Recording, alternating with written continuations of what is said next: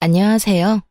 저는 얼마 전 남편과 이혼하고 아이 둘을 키우며 살고 있는 40대 싱글맘이에요. 이번에 이런 사연글을 쓰게 된 건 제가 겪은 충격적인 상황을 전하고 세상에 이런 쓰레기들도 있다는 걸 여러분들께 알려주기 위해서예요. 제가 이혼한 이유 한번 들어보시겠어요? 저는 결혼 당시에는 사회복지사였어요. 어릴 때부터 특정 직업에 애착을 가지는 타입은 아니어서 깊게 공부하는 스타일은 아니었어요. 사회복지사도 초고령 시대에 진입하면 노인 돌보는 사업은 망하지 않겠다는 생각으로 가볍게 택한 직업이었죠. 결혼 후 취득한 요양보호사 자격증도 사회복지사를 하다 보니 요양보호사 자격증도 유용할 것 같아서 취득한 거였어요. 그렇듯 저는 직업에 관해서는 특별히 집착하는 건 없었어요. 그리고 나이 30에 때가 됐다는 생각에 평범한 회사원이었던 남편과 결혼하고 바로 첫째 아이를 가졌었죠. 결혼할 때도 시댁에는 아무 문제도 없었어요. 시모는 자기 이름을 걸고 가게를 운영하는 멋진 중년을 보내는 분이셨고, 시부는 쾌활하고 언변이 좋은 성격 좋아 보이는 분이셨거든요. 남편도 그런 시부를 닮아 말도 잘하고 사람을 재미있게 해주는 사람이었어요. 그래서 결혼을 선택한 것도 있었죠. 그런데 그런 시부와 남편 사이가 처음에는 많이 나빴어요. 너 그 회사 때려치우고 그냥 엄마 밑에서 가게나 하라니까. 꼴랑 그만큼 벌어서 저 자식 밥은 어떻게 먹여 살릴래? 요즘 세상에 남자 혼자 벌어서 살 수 있을 리가 없잖아요. 와이프도 같이 돈 버는데 아버지가 왜 난리예요? 그리고 불확실하고 불안정한 수입보다는 적어도 확실한 수입이 낫죠. 볼 때마다 남편 직장 때문에 엄청 싸우곤 했거든요. 그런데 그게 점차 달라지게 됐어요. 결혼하고 한 6, 7년쯤 한창 싸우고 지지고 볶던 시부의 남편이 둘도 없는 친한 친구처럼 죽이 아주 척척 잘 맞더군요. 게다가 시부 말이라면 꿈뻑 죽는 남편을 보면 이제야 철이 좀 들었나 싶은 마음 반, 그래도 이건 좀 너무 과한 거 아닌가 하는 마음 반이었어요. 시부의 부탁을 뭐든 들어주려는 것이 나쁜 건 아닌데 그게 남편의 일이 아니라 저의 일이 되어버리는 건 기분이 퍽이나 나쁘더군요. 가게를 열심히 꾸려가던 시모가 너무 아팠던 적이 있었어요. 몸 상태가 너무 좋지 않아서 여러 병원을 찾다가 결국 큰 병원에서 해본 검사에서 혈액암이 발견됐죠. 시모는 입원하게 됐지만 급격히 쇠약해지는 바람에 간병을 할 사람이 필요하게 됐어요. 며느라가, 네가 네 시어머니 좀 모셔라. 시부가 다짜고짜 그 말부터 툭 꺼내더군요. 상의가 아니라 통보였죠. 그게 얼마나 기분 나쁜 일인지 다들 아실 거예요. 저는 기분이 상했지만 일단 감정을 다스리고 시부에게 되물었죠. 아버님, 저도 할 일이 많은데 차라리 전문 간병인을 쓰는 게 어떨까요? 간병인은 돈 많이 들잖아. 그 돈 들이느니 네가 하는 게 낫지. 어차피 너도 그 뭐냐, 간병하는 거 자격증 있다고 하지 않았어? 요양보호사 자격증은 있지만 저는 따로 직장이 있잖아요. 지금 일하면서 살림하며 애 보는 것도 힘든데 이 상황에 어머님까지 모시면 너무 힘들어서 아무것도 제대로 못해요. 돈이 많이 든다는 이유로 간병인을 안 쓰겠다는 말에 기도 안 찼죠. 그럼 저는 무보수로 부려먹어도 되는 노동력인가요? 솔직히 남편이 돈이나 많이 벌어왔으면 저도 이런 고민할 거 없이 일 그만두고 시모 케어하러 갔겠죠. 하지만 지금 저희 상황에 저까지 일을 그만두는 건 너무 무모한 행동이었어요. 그래서 저는 멀뚱하게 서 있는 남편에게 계속 눈치를 주고 있었어요. 그런데 남편이 뜬금없이 저한테 그런 말을 하더라고요. 여보, 모르는 사람한테 우리 엄마 맡기느니 그냥 당신이 봐주면 안 돼? 아버지 하는 말씀도 다 맞는 거고 솔직히 간병인 믿음직스럽지도 못한데 차라리 그런 사람에게 돈 주고 맡기느니 당신한테 맡기는 게 낫지. 당신 진짜 진심으로 그런 말 하는 거야? 나 일 그만두면 지금 당장 나가는 돈 다 펑크야. 모아놓은 돈도 많이 없는데 무슨? 엄마한테 이야기해서 일단 보험금 나오는 걸로 당신 월급만큼 달라고 하면 되지. 당신이 간병해주는데 그런 것도 못 해주겠어? 시모와 전혀 상의되지 않은 듯한 말투에 저는 걱정부터 앞서기 시작했어요. 두 사람 하는 걸 보니 제가 하겠다고 말하기 전에는 집에도 안 보내줄 것 같더라고요. 돈 문제만 해결되면 시모 돌보는 거야 일하는 거라고 생각하고 하면 되기는 한데 이럴 때는 남편이 외동인 게 정말 원망스럽더라고요. 결국 시부 말에 동조한 남편 때문에 저는 떠밀리듯 억지로 시모 병간호를 맡게 됐어요. 진짜 일하는 것처럼 오전부터 오후까지 일하고 저녁에는 집에 와서 애들 보고 살림하고 그렇게 하기로 결정했죠. 정말 싫은 일이 될 거라는 제 예상과는 다르게 생각보다 의미 있는 시간이 되었어요. 병간호하는 첫날 시모가 제게 그러더군요. 아가, 너 혹시 내 가게에서 일할 생각은 없니? 어머님 가게요? 제가 어머님만큼 요리를 잘하는 것도 아닌데 어떻게 거기서 일을 해요? 요리를 하는 게 아니라 운영을 하는 거지. 요리는 주방장한테 맡겨놓고 너는 가게를 굴리는 거야. 내가 이렇게 되고 나니 생각보다 내 가게에 애착이 많았다는 걸 느꼈어. 그걸 모르는 사람들에게 주느니 너한테 맡기고 싶은데 생각 있으면 배워보련? 정말 뜬금없는 제안이었지만 흥미는 생기더군요.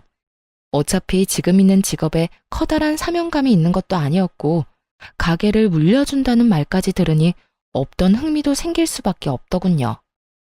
그렇게 그 다음 날부터 시모의 병수발을 들면서 시모 가게 일을 배우기 시작했어요. 시모 병원 입원 몇 달 전부터 시부가 가게를 운영하고 있었는데 매번 적자라 시모가 신경을 많이 쓰고 있다고 하더라고요. 그렇게 가게 운영에서부터 레시피까지 상세하게 저한테 알려주셨어요. 그래서 병수발 드는 내내 그리 힘들거나 지루하지도 않았죠. 그렇게 시간이 지나고 시모의 이식 날짜가 잡혔어요. 조혈모 세포 이식이었는데 천운인지 이식센터에 시모와 맞는 공여자의 골수가 있었던 거죠. 그렇게 날짜가 잡히니 시모가 제게 그러더군요. 수술하는 도중에 내가 어떻게 될지 모르니까 가게 명의부터 너한테 옮기는 작업부터 하자. 지금 어차피 점심시간 끝나면 크게 할 일 없으니까 우리 집 가서 화장대 제일 아래쪽 서랍 깊숙이 넣어둔 서류를 좀 들고 와줘. 제가 어머님네 안방에는 안 들어가 봐서 잘 모르는데 그러면 제가 들어가서 화상통화 연결할게요. 어디쯤 있는지 어머님이 좀 알려주세요. 그렇게 이야기를 하고 저는 시댁으로 갔죠. 시댁 안으로 들어가니 생각보다는 정리가 되어 있었어요. 시부 혼자 있으니 어지러워져 있을 거라 생각했는데 예상외로 깔끔해서 시부 성격이 깔끔한가 보다 했죠. 그렇게 안방에 들어가서 화상통화를 연결했죠. 시모가 알려준 대로 화장대를 열고 서류를 꺼내려고 보니 여러 서류가 있더라고요. 영상통화로는 질이 좋지 않아 제대로 찍히지 않아서 제가 전화를 끊고 서류를 전부 화장대에 올려놓은 채 하나씩 찍어 시모에게 보냈어요. 그런데 시모가 다시 전화가 왔더라고요. 예, 잠깐만 그 화장대 위에 있는 화장품 사진 좀 찍어서 보내줄래? 네, 잠시만요. 저는 화장대에 있는 색조 화장품과 기초 화장품을 모두 찍어 시모에게 전송했어요. 시모가 그걸 본 것인지 저한테 그러더군요. 그거 내가 쓰는 립스틱이 아닌데? 혹시 네 거니? 순간 가슴이 철렁 내려앉았어요. 시모가 모르는 립스틱이 화장대에 있다는 사실이 무엇을 말하는 건지 바로 감이 왔거든요. 제 거 아니에요. 어머님 거 정말 아니에요? 물어보기도 죄송스러웠어요. 아픈 와중에 시부의 외도와 관련된 물건을 목격하게 될 줄은 꿈에도 상상 못 하셨을 테니까요. 시모가 잠시 아무 말 없더니 저한테 한 가지 부탁을 하더군요. 얘야, 내가 이런 부탁까지 해서 정말 미안하구나. 혹시 너희 시아버지 외도 증거 좀 가져올 수 있겠어? 립스틱이라도 가져오면. 어머님, 외도 증거가 필요하시면 제가 안방에 녹음기 설치할게요. 어떤 쥐새끼 같은 여자가 여기 왔다 갔다 하는 모양이니 몰래 숨겨놓고 나중에 찾으러 오면 둘이서 무슨 이야기 했는지 알 수 있겠죠. 제 말에 시모가 그렇게 해달라고 말하고는 전화를 끊었어요. 저는 그 길로 소형 녹음기를 샀어요. 연필형으로 된 걸로 용량도 짱짱하고 오랫동안 녹음이 가능한 걸로 가져와 시부가 일하러 간 틈에 안방 침대 머리 쪽 살짝 아래에 절대 보이지 않도록 조심히 붙여놨어요. 그리고 녹음을 눌러놓고 병원으로 돌아왔죠. 병원으로 오니 시모 표정이 좋지 않았어요. 화가 안 나면 이상한 거죠. 그렇게 하루가 지나고 나서 드디어 그들이 대화를 나눈 것이 녹음이 됐어요. 그 녹음 내용을 듣고 저는 차마 시모에게 들려주기가 너무 힘들었어요. 두 사람의 대화 내용은 정말 충격적이었거든요. 자기, 오늘 병원 안 가봐도 돼? 와이프 수술 날짜 잡혔다며. 근데 안 가봐도 돼. 수술 날짜 전날 가면 되지. 내가 가게 일 때문에 바쁘다고 하면 지가 뭐라고 할 거야?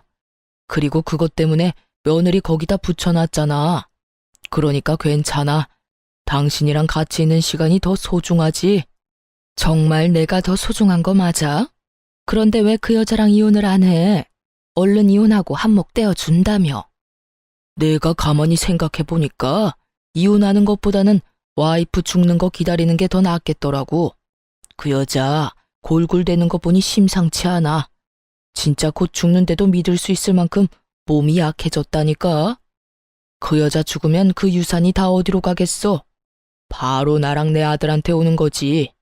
그걸로 떵떵거리며 살고 너도 내 여자로 남들한테 소개도 할 수 있고 일석이조잖아.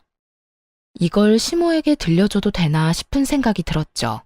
그렇지만 숨긴다 한들 이미 시모가 없는 집에 다른 여자의 립스틱이 놓인 걸 봐버렸으니 혹여나 그걸로 스트레스 받느니 받아들이고 정리할 시간을 주는 게 낫다고 생각했어요.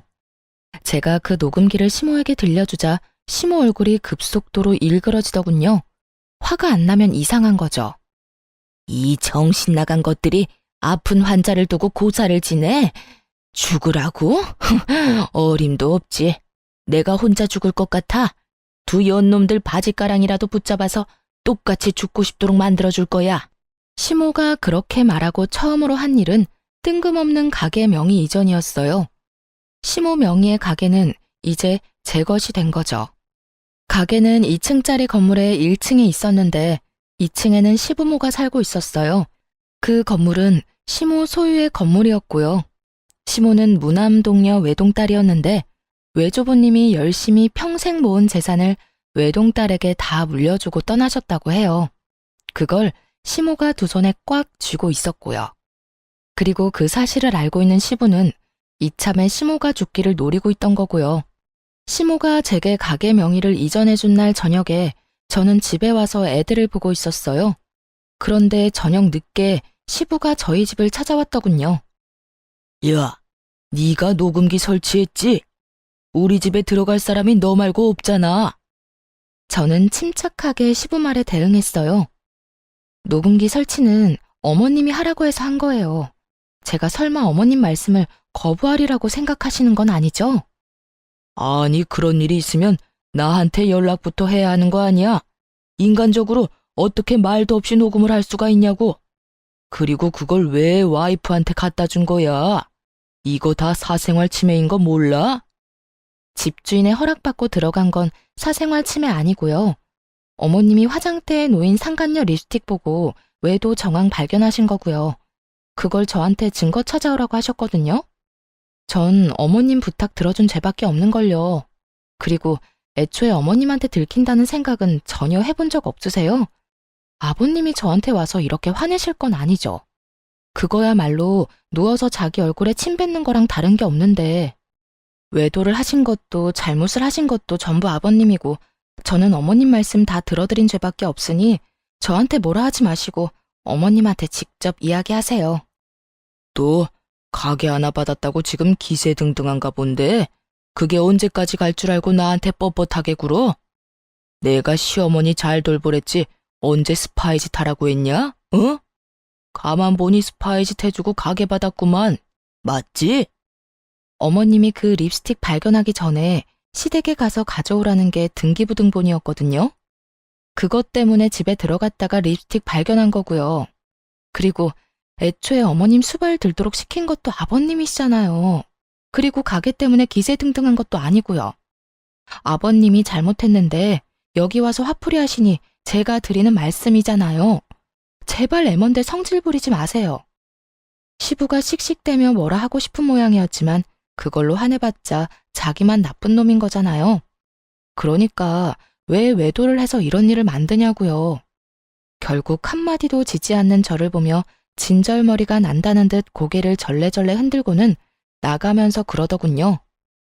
너 언제까지 그렇게 기세등등한지 내가 지켜본다. 내가 말하는데 너 조만간 그 얼굴 다 벗겨질 거야. 네 주위에 무슨 일이 벌어지고 있는지도 모르는가 본데 너야말로 큰 코 다칠 거라고. 그때가 돼서도 그렇게 당당할 수 있는지 보자. 씩씩대며 그 말을 던져놓고 나가더군요. 그게 무슨 의미인지도 몰랐지만 일단 시부가 떠났다는 것만으로도 안도했어요. 그런데 그날 저녁 남편이 야근 때문에 뒤늦게 들어와서는 다짜고짜 저한테 화를 내더군요. 당신 왜 엄마랑 아빠 사이에 껴서 이런 일을 벌여? 지금 당신이 나한테 화를 낼 상황이야? 나를 위로해줘야지. 무슨 일인지 나한테 물어보고 내가 얼마나 놀랐는지 자기는 알고 지금 나한테 화내는 거야? 대충 아버지한테 들었어. 그러게 왜 중간에서 그런 일을 했냐고. 난 어머님이 시키는 대로 했을 뿐이야. 어머님이 이미 외도 정황 발견했고 그걸 확인하고 싶어 하는데 그러면 어떡해? 당신 같으면 어머님 앞에서 그냥 덮어놓고 사시죠 하고 말할 수 있겠어? 남이면 그럴 수 있지. 그런데 며느리 자식이 그런 말하면 어머님 심정이 어떻겠냐고. 몸 성한 사람도 분노를 주체하지 못할 일을 아픈 분이 겪고 있잖아. 그럼 내가 시키는 대로라도 해야 할 거 아니야. 그러면 최소한 아버지한테 물어는 봤어야지. 두 분 사이 틀어놓는 게 네 일은 아니잖아. 관계는 이미 아버님이 바람 피울 때부터 틀어진 거 아니야? 당신 근데 묘하게 아버님 편만 드네?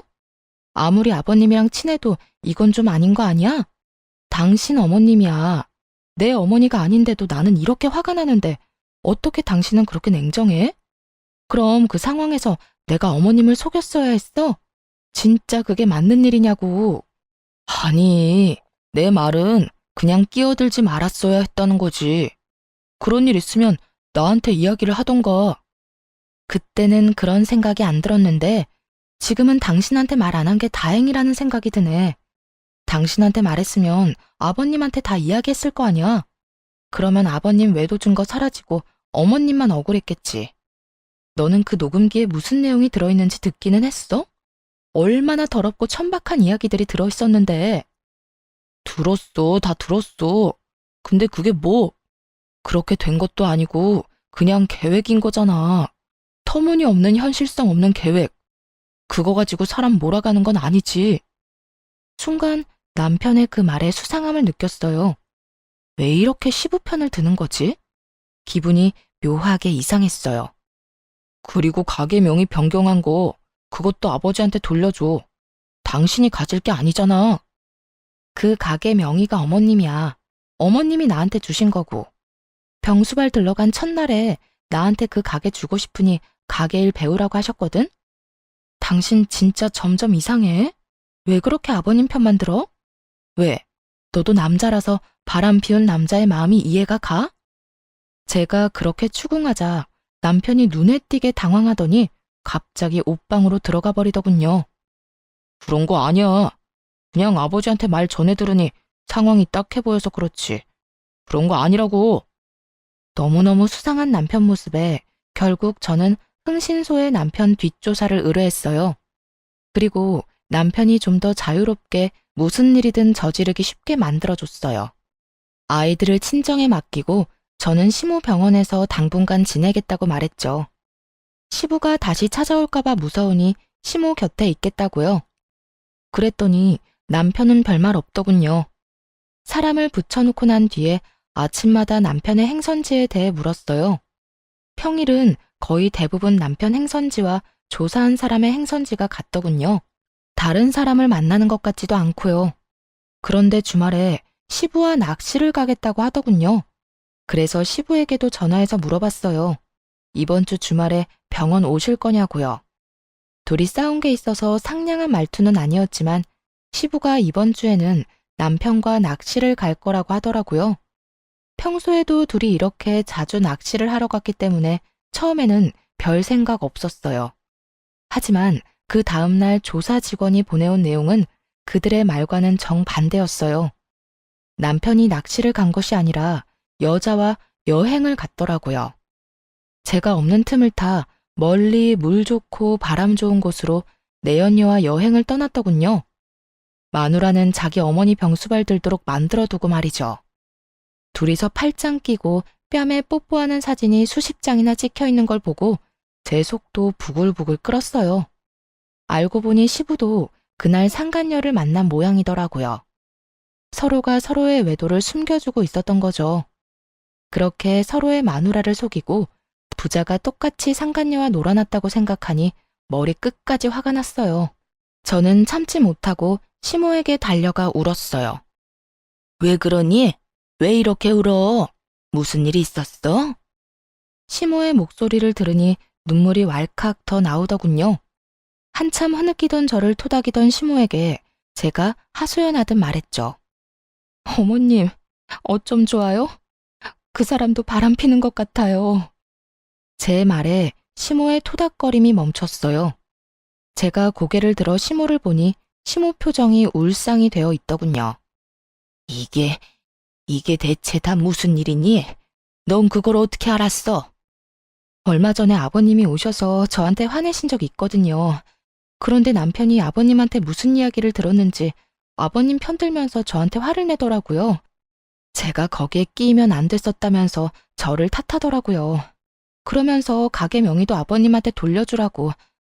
주말에 아버님이랑 낚시를 간다고 했어요.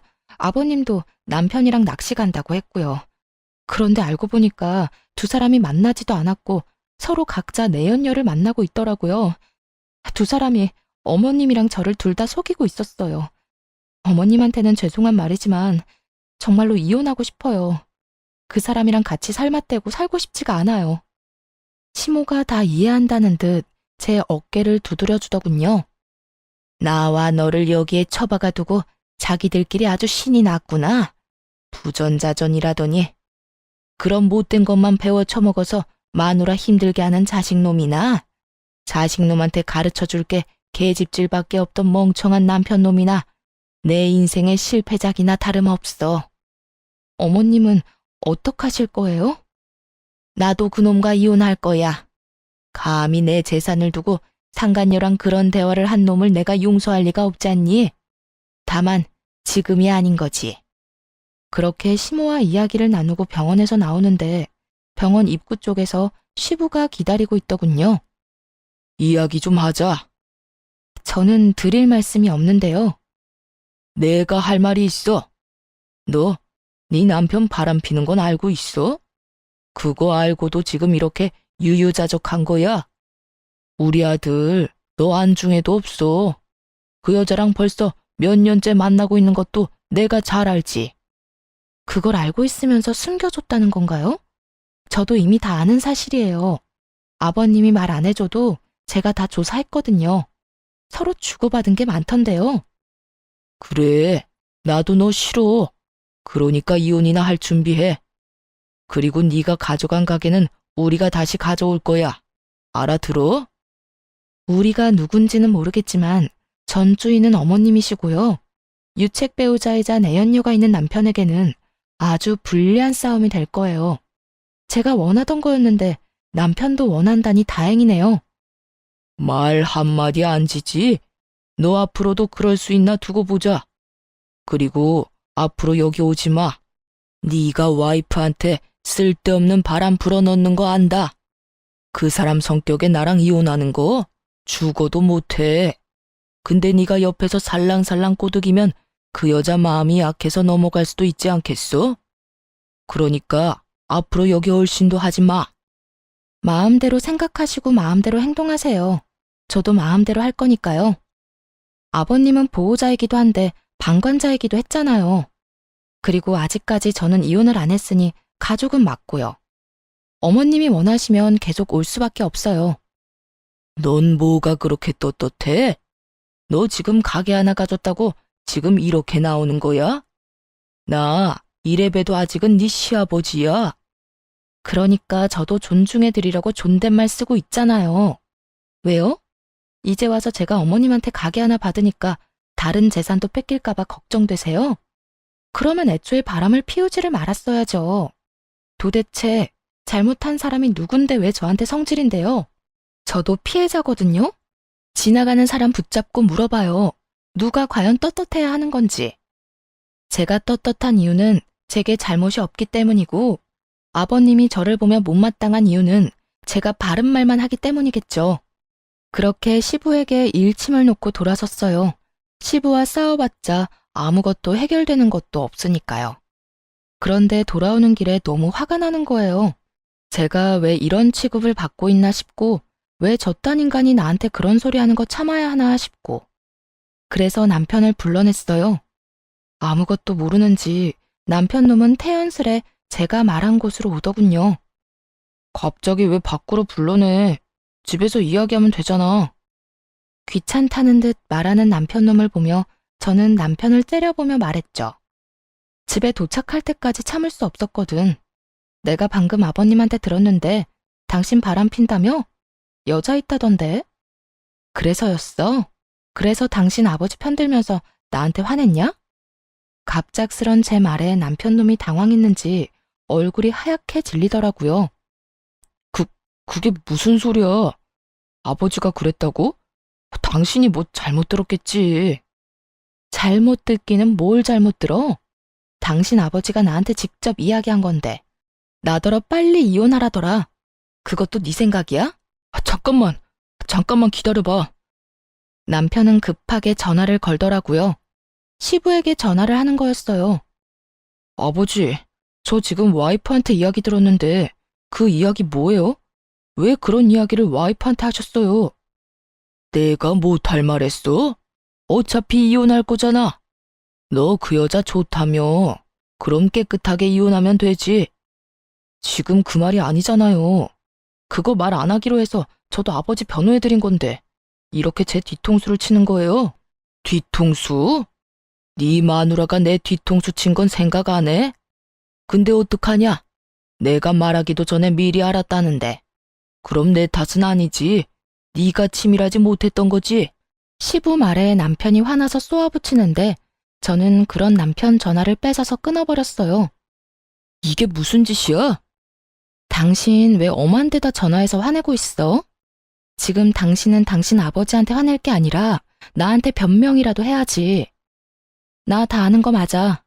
너랑 너희 아버지 그렇게 친한 척 들러붙은 거 일부러 나랑 어머님한테 알리바이 만들려고 그런 거잖아. 내연녀 편하게 만나려고. 제 말에 남편 얼굴이 새파랗게 질려서 제게 변명을 하더군요. 여보, 이거 다 아버지 때문이야. 아버지가 엄마 재산 자기한테 안 올 것 같으니까 나까지 끌고 가려는 거라고. 나 진짜 그 여자 몇 번 안 만났어. 거짓말하네. 내가 모를 줄 알아? 어머님 돌아가시고 그 재산 당신이랑 당신 아버지가 다 가지려고 했다며.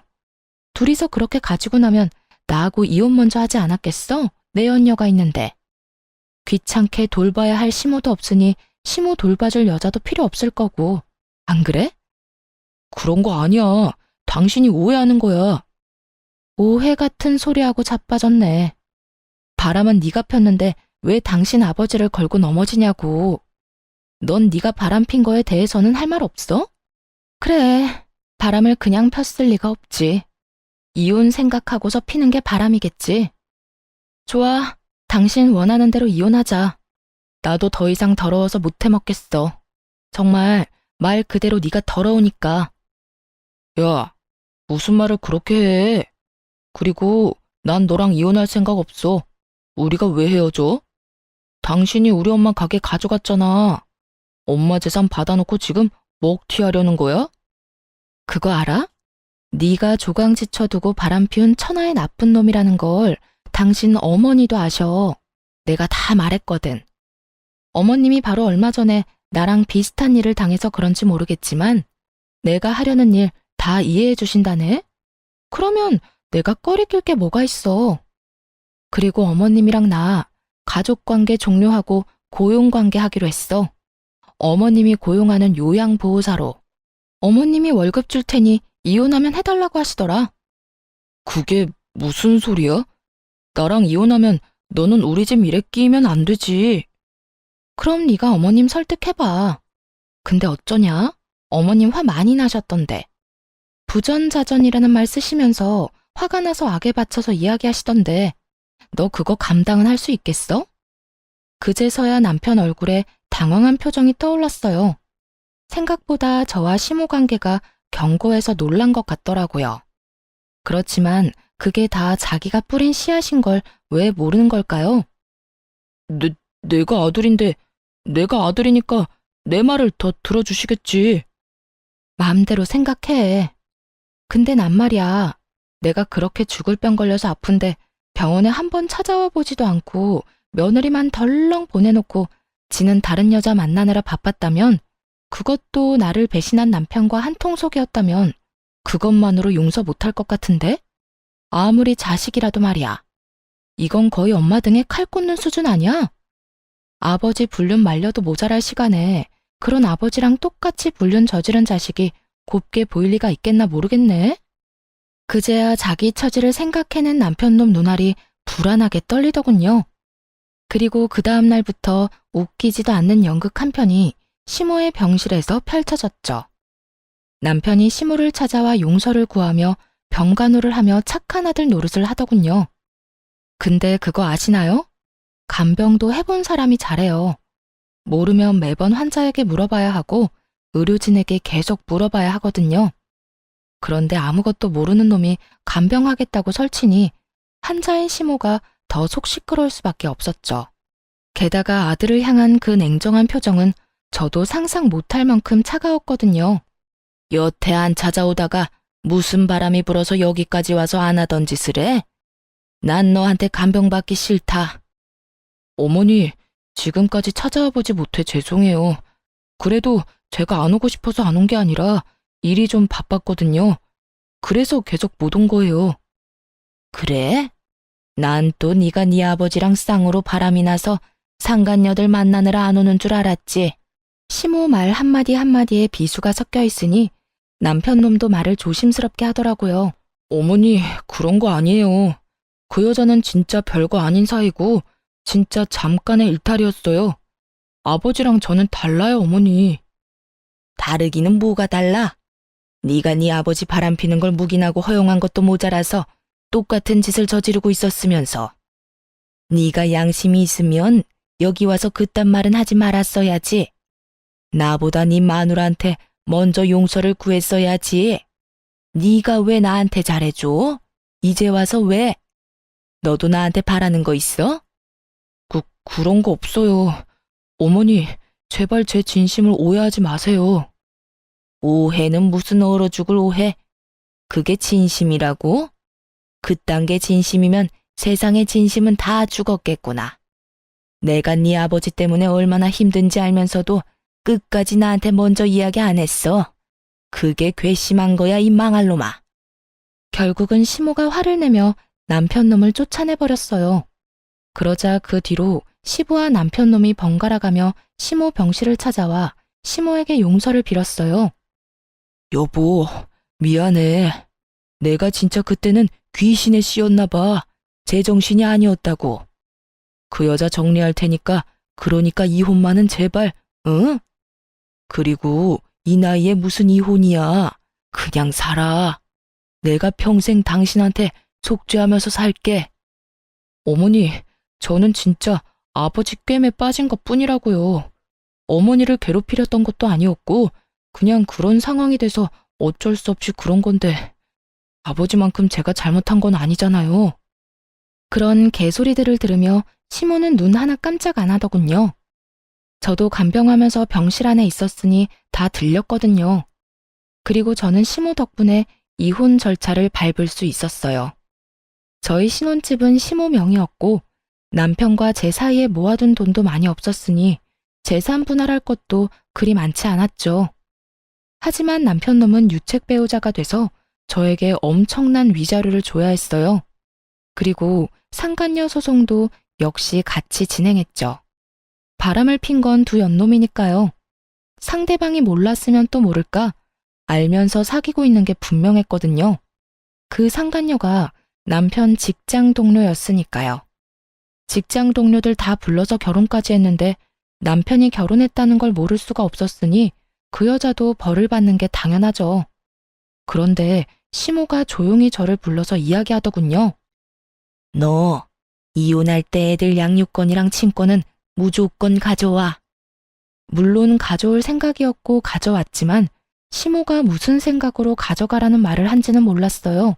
그런데 이혼이 법적으로 결정되고 나서야 저는 시모의 의도를 알게 됐어요. 시모가 이혼을 확인하자마자 본인의 재산을 손주들에게 증여를 해줬거든요. 가게가 있던 2층짜리 건물이랑 저희 신혼집이요. 그리고 평소처럼 용서를 빌려온 남편과 시부에게 시모가 말해줬어요. 내 가게, 건물, 그리고 너희 신혼집, 내 손주들 앞으로 증여했어. 너희처럼 여자 눈에 눈물 흘리도록 만든 놈들한테 내가 물려받은 거 단 하나도 줄 생각 없어. 여보, 도대체 왜 그런 짓을 했어? 지금 친권이 누구한테 가 있는데? 당신 재산 저 며느리가 함부로 쓰기라도 하면 어쩔 거야? 함부로 써? 당신한테 맡겼으면 순식간에 사라졌겠지. 나 죽으라고 고사도 지내는 판에 그 부동산 돈으로 바꿔서 다른 여자 먹이고 재우고 입히는데 열심히 썼겠지. 그 꼴 보느니 손주들한테 주는 게 낫지. 억울한 표정의 시부에게 시모가 윽박질렀어요. 그런데 묘하게 남편 놈은 조용하더군요. 지금 이 상황에 그나마 시부보다는 유리한 게 남편 입장이었잖아요.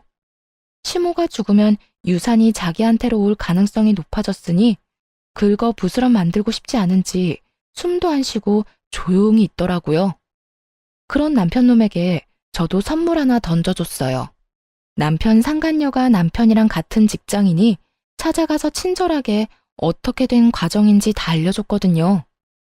저희 이혼하고 이미 남남됐으니까 알려줄게요. 저희 신혼집 명의가 시어머니 앞으로 되어 있었거든요. 그런데 이혼하자마자 어머님이 저희 아들들한테 증여를 했어요. 그러니까 그 남자 아무것도 없는 개털이에요. 집에서 곧 나가야 할 거고, 위자료도 나한테 줘야 하고 매달 양육비도 보내야 하죠. 아, 그리고 당신도 상간녀 소장 받게 될 거예요. 그러면 나는 그 위자료도 받게 되겠지만 당신은 당신 스스로 돈을 내야 할 거예요. 그 남자 정말 아무것도 없으니까. 그래도 사랑만 있으면 되죠? 잘 만나요. 양육비는 꼬박꼬박 보내고요. 열심히 일해서 제 자식 크는데 돈 붙여줘야 하니까 몸 건강하고요. 거짓말이지? 그 사람 진짜 빈털털이라고? 그럼 난 어떡해. 위자료 대신 내준다고 자기만 믿으라더니 나쁜 놈이?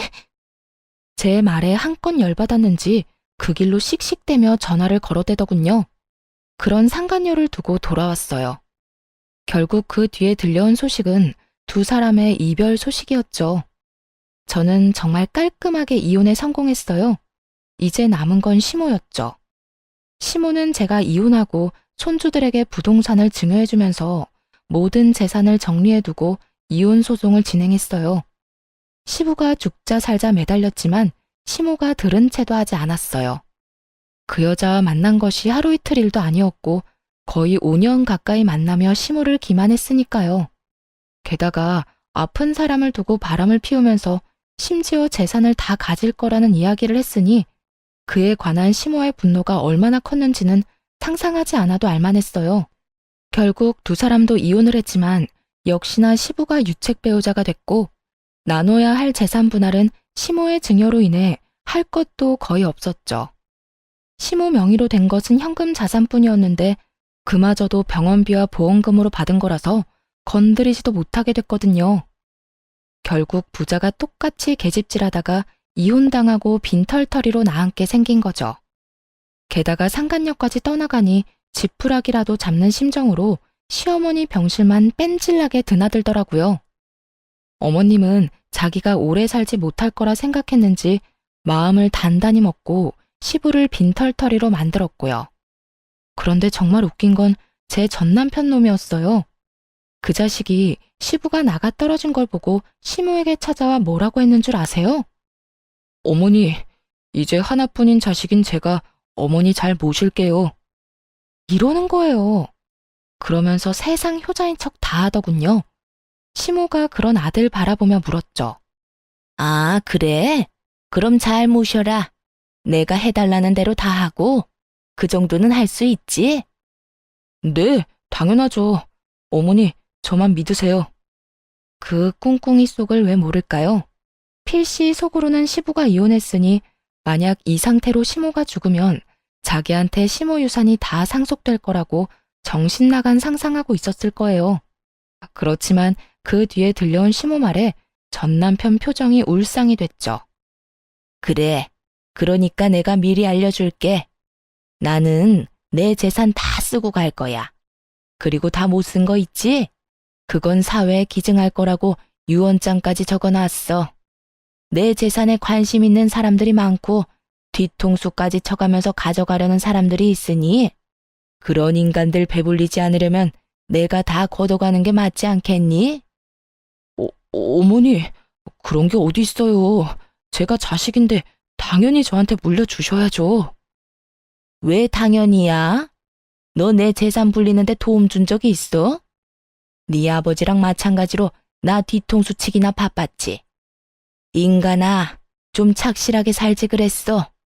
왜 죽어가는 엄마를 두 번 찔러 왜? 내가 널 용서해서 여기 놔두는 것 같아? 천만에. 네 아버지랑은 다르게 법적으로 헤어질 방법이 없으니 그냥 두는 거다. 엄마 재산으로 한몫 챙길 생각뿐이었던 인간 주제에 여기가 어디라고 기어들어와서 가짜 효자질이야? 네 놈이 네 아버지랑 똑같이 개집질하는 동안 여기 네 전처가 나 다 케어해줬어. 곧 죽을지도 모를 엄마 맡겨놨으면 네가 더 잘했어야 할 거 아니야. 왜? 돈만 많고 쓸모없는 엄마 여기 가둬놓고 마누라까지 같이 처박아 놓으니까 잘 만났어? 그렇게 자유롭게 여자 만나니까 좋았어? 넌 네 와이프한테도 잘못했지만 나한테도 잘못한 거야. 내가 미안해서 며느리 앞에 얼굴을 못 든다고. 결국 시모에게 호통을 듣고 혼이 나가버린 전 남편은 병간호를 마치고 돌아가는 절 붙잡고 감히 애들 이야기를 꺼내더군요. 애들 잠깐 보게 해줘. 잠깐이면 돼. 이제 이혼하면 자주 못 만날 텐데 지금이라도, 어? 애들한테 무슨 헛소리 하려고. 나한테 해. 애들 앞에서 할 말 나한테 못할 게 뭐가 있는데? 그런 거 아니니까 잠시만 보게 해줘. 나도 아빠인데 애들 볼 수 있잖아. 갑자기 애들 보고 싶다고 하는 남편을 보며 뭔가 묘하게 이상한 기분이 들었는데 뭐 어쩔 수 없었죠. 애들 아빠니까요. 그렇게 애들을 만나게 해줬는데 애들이랑 셋이서 이야기를 얼마간 하더니 곧 풀이 죽은 얼굴로 밖으로 나오더군요. 전 남편 돌아가고 애들한테 물었어요. 그랬더니 첫째가 말해줬어요. 아빠가 우리한테 예전처럼 엄마 아빠 다 같이 살고 싶지 않냐고 묻던데 우리가 엄마한테 말하면 같이 살 수 있다고. 속으로 열불이 났어요. 이게 하다하다 안 되니 시모에게 재산 증여받은 아들들에게 나를 회유하라고 요구한 거였어요. 하긴 자기 딴에는 답답했겠죠. 이제 곧 신혼집에서도 떠나야 하니까. 전 남편 완전 개털이었거든요. 그래? 그래서 넌 뭐라고 했는데?